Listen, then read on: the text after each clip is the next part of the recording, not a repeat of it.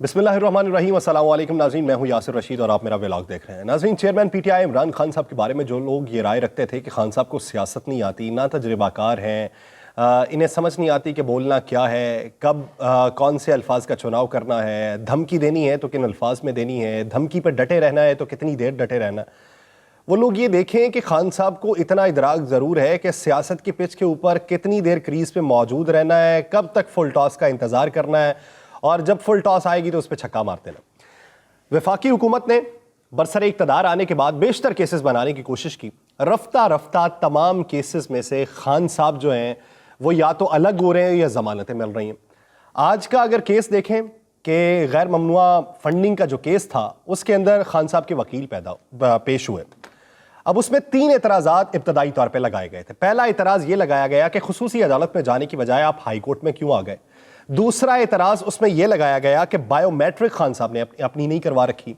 तीसरा एतराज़ उसमें यह लगाया गया कि FIR जो है उसकी गैर मुसद्दिका नकूल साथ में मौजूद है। ये तीनों एतराज़ात ख़त्म हुए। अदालती रिमार्क्स ये सामने आए कि इमरान खान कहाँ पे हैं, तो उनके वकील का ये कहना था कि गैर मौजूद हालात हैं, इस वजह से वो नहीं आए, अगर आप कहते हैं तो बुला लेते हैं। अदालत ने कहा कि 3 बजे तक बुला लें। वकील ने कहा जी 3 बजे लेट हो जाएगा, आधे घंटे में आ जाते हैं। अदालत ने कहा बुला लें।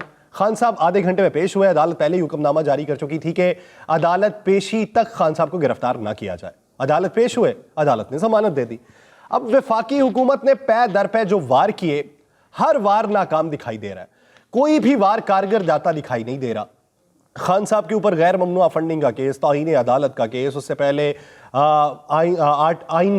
आइन से इनहराफ करने का केस, उसके अलावा दीगर केस, मालम जब्बा का केस लगा लें आप, खैबर पख्तूनख्वा हुकूमत का हेलीकॉप्टर इस्तेमाल करने का केस लगा लें, कोई एक केस जिसमें अब तक सजा हुई हो।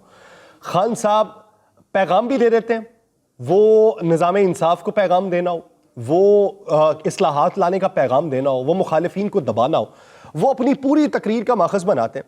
इब्तदाई तौर पे हम ये समझते थे कि खान साहब के पास स्क्रिप्ट एक ही है, ना भी सुने तो उसके ऊपर बात की जा सकती है, लेकिन वो जो एक स्क्रिप्ट बार बार दोहराते हैं और कुछ अल्फाज को सिर्फ तब्दील करते हैं और माखज़ उसका एक ही रखते हैं, उसके पीछे बेशुमार वजूहात हैं। ह्यूमन साइकी की भी वजूहात हैं कि एक ही पैगाम को जब आप बार बार बार बार दोहराएं और उसे ही अवाम को सुनवाएं तो अवाम को अजबर हो जाता है। फिर जिन्होंने उसे बाय करना वो बाय कर लेते हैं, जिन्होंने उसकी नफी करना वो मजाक उड़ा लेते हैं। तो बाय करने वाले अवाम पाकिस्तान में ज्यादा दिखाई देते हैं। चेयरमैन PTI का जो नैरेटिव है, इसी वजह से वो हर केस से बचते रहे। लेकिन अब की बार वफाकी हुकूमत ने जब ये देखा कि अदालतों के केसेस से तो ये बच रहे हैं, दूसरी तरफ हम इनके गिर्द जो एक बयानिया ऑडियो लीक्स के जरिए बनाने की कोशिश कर रहे थे वो भी अवाम बाय करने को तैयार नहीं है, क्योंकि किसी हद तक वो नैरेटिव ठीक भी हो, लेकिन अवाम का एतकाद ये बन चुका है कि ये हुकूमत में मौजूद जो अफराद हैं ये मन के सच्चे नहीं है। ये जो भी बात कर लें, इन्होंने आखिरकार अवामी फलाह बहबूद के लिए कोई इकदाम नहीं उठाना। खान साहब ने ये बीज अवाम के ज़हनों में बोया और उसकी अब फसल पक के तैयार हो चुकी है। आप जितनी मर्जी खान साहब के खिलाफ कैंपेन चला लें, मुनज़्ज़म कैंपेन चलाएं, इन्वेस्टमेंट भी कर लें, लेकिन अवाम उसको बाय नहीं कर रहे। और ये तब तक बाय नहीं करेंगे कि जब तक इमरान खान खुद हुकूमत में नहीं आ जाते। उन्होंने जो दावे और वादे किए हैं वो उनकी नफी नहीं करते, अवाम खुद मुतरफ़र नहीं हो जाते। यानी आप किसी दूसरे के बारे में किसी को चुगली करके उसकी बात बताते रहें, अगर वो मन का पक्का है, अगर उसे इतना ही एतकाद है, यकीन है और अंधा एतमाद करता है कि वो उसके बारे में कोई बात अगर आप सुनाएं, सामने दिखाएं, वो तब भी यकीन न करे, वो किसी दूसरे की कही हुई बात हो तो वो नहीं करेगा। जब उसका अपना मन करेगा तो वो हो सकता है यकीन कर ले, और हो सकता है कि वो उसके सामने ऐसा वाकया भी वकूअ पजीर ना हुआ हो फिर भी वो यकीन कर ले। अब खान साहब की हिमायत अगर तोड़ी जा सकती है तो वह सिर्फ इस सूरत में तोड़ी जा सकती है कि वो हुकूमत में आए और वो गुड गवर्नेंस का पैगाम ना दे सकें। माजी की तरह बैड गवर्नेंस अगर हो जो इब्तदाई तौर पे हुई थी और उसी का शाखसाना हुकूमत में दोबारा देखने को मिले, तो फिर वो जो लोग کسی دوسری پارٹی سے ٹوٹ کے ان کے ساتھ جڑے تھے، ہو سکتا ہے وہ لوگ پھر علیحدہ ہو جائیں۔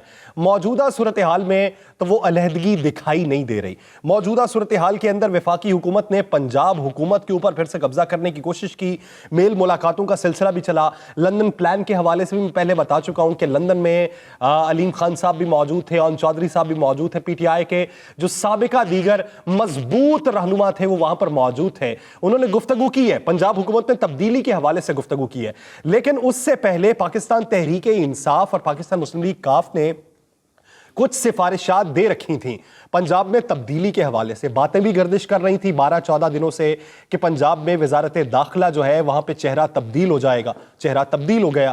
اب انہوں نے جو مشیر داخلہ ہے وہ ایک ایسے شخص کو لگا دیا جو پاکستان تحریک انصاف کا دیرینہ کارکن ہے، بہت عرصے تک ان سے صرف نظر کیا گیا، پھر وہ گورنر پنجاب بنے، کچھ عرصے کے لیے گورنر رہے، اتر گئے، پھر وہ وزیر اعلیٰ کے مشیر بنے اور اب وہ مشیر داخلہ بن چکے ہیں، ایک کی پوسٹ کے اوپر وہ آ چکے ہیں۔ اگر انہیں مشیر داخلہ بنایا گیا ہے تو اس سے تاثر یہی آتا ہے کہ ابھی وزیر داخلہ بنانے کی کسی کی بھی کوئی سوچ نہیں ہے، تمام تر جو اختیارات ہوں گے وہ انہی کے پاس ہی موجود ہوں گے، کیونکہ وہ الیکٹیبل نہیں ہے اس لیے انہیں وزیر نہیں بنایا جا سکتا تھا، اسی لیے مشیر داخلہ انہیں بنا دیا۔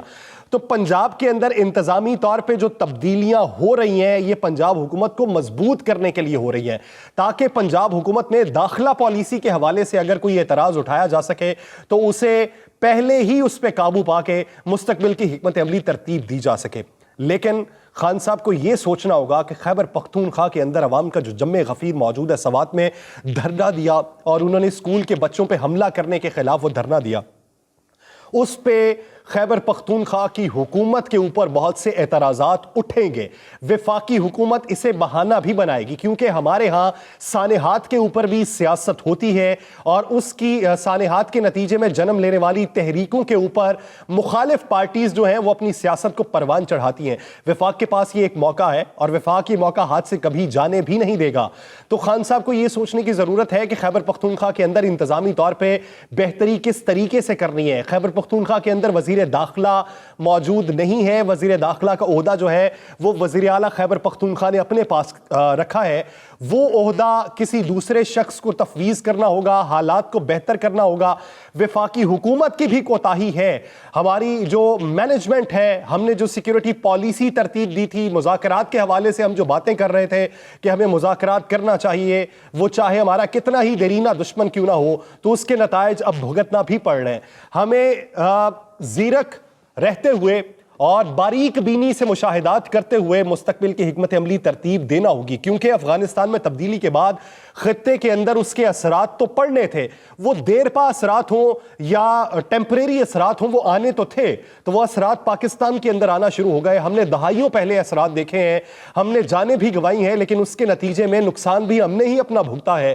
کچھ لوگ ہمارے مخالف ہو گئے، ہم نے رام کرنے بھی کوشش کی اور ابھی پھر سے وہ اقدام اٹھانے کی کوشش کی، لیکن وہ پھر ہمارے ہی گلے آ پڑا ہے۔ تو اس لیے وفاقی حکومت کے اوپر بھی بہت بڑا سوالیہ نشان ہے صیکورٹی پالیسی کو لے کے۔ خیبر پختونخوا حکومت کے اندر بھی تبدیلیوں کی ضرورت ہے، جس کے لیے خان صاحب کو فی الفور کچھ اقدامات کرنا ہوں گے۔ بصورت دیگر وفاقی حکومت جو ہے یہ ایک تحریک کو جنم دے سکتی ہے، جو تحریک ابھی چل رہی ہے اس کو بھی ہوا دے سکتی ہے۔ تیسری بات مجموعی طور پہ خطے کی صورتحال پہ کر لیتے ہیں۔ وزیر اعظم شہباز شریف جو ہے وہ 2 روزہ دورے پہ قازقستان پہنچے ہیں، قازقستان کے نائب وزیر اعظم نے ان کا استقبال کیا۔ ان جو ممالک کے دورے وزیر اعظم جو کر رہے ہیں اس کے پیچھے ایک بہت بڑی وجہ ہے۔ وزیر اعظم نے اپنے ایک دورے کے بعد آ کے یہ بات کی تھی کہ مجھے مختلف ممالک کے صدور نے یہ بات کی کہ آپ کے جو گزشتہ وزیر اعظم تھے ان میں اکڑ بہت موجود تھی، جس کی وجہ سے روابط پاکستان کے ساتھ جن بنیادوں پہ استوار ہونا چاہیے تھے وہ نہیں ہو سکے۔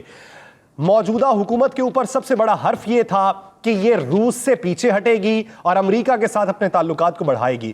وفاقی حکومت نے دورہ کیا روس کا، اس کے بعد وزیر اعظم نے آ کے پیغام دیا کہ روس کے ساتھ ہمارے روابط بہتری کی طرف گامزن ہے۔